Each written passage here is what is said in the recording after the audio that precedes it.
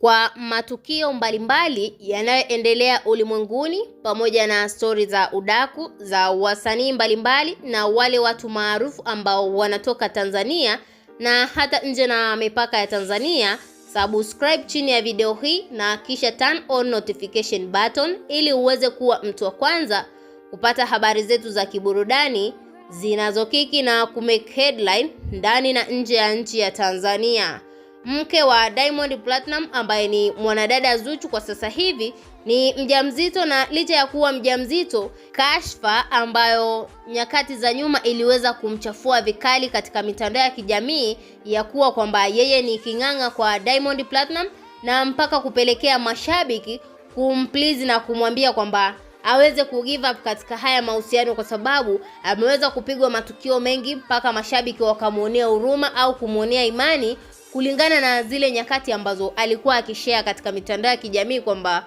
ana huzuni, na licha ya kuwa na huzuni alikuwa hawezi kumwacha Diamond Platinum licha ya kujua matukio ambayo yamekuwa yakifanywa na Diamond Platinum kwa siri. Siku ya leo Juma Lokole ameamua kufunguka waziwazi katika Wasafi FM ambapo alikuwa katika mahojiano na mwanadada Zuchu na kumuuliza maswali ya kinafiki ambayo maswali haya yamewapa mashabiki majibu ya ndoa ya Diamond Platinum pamoja na mwanadada Zuchu. Na Zuchu alizungumza bila ya kuficha kwa sababu sasa hivi amekiri kwamba yeye binafsi licha ya kuwa mjamzito anahitaji kuwa na maisha bora kulingana na sasa hivi hali yake, ni lazima aweze kutengeneza maisha ya mwendelezo ambayo yatakuwa ni maisha ya amani na maisha haya ni yatakuwa ni maisha ya kudumu. Juma Lokole alimuuliza kwamba je, unahisi Diamond Platinum mpaka sasa hivi yupo kwako kulingana na tukio la juzi Dodoma? Ni moja kati ya tukio la kikatili ambalo mashabiki wameweza kulikemea na kumponda Diamond Platinum baada ya kuonekana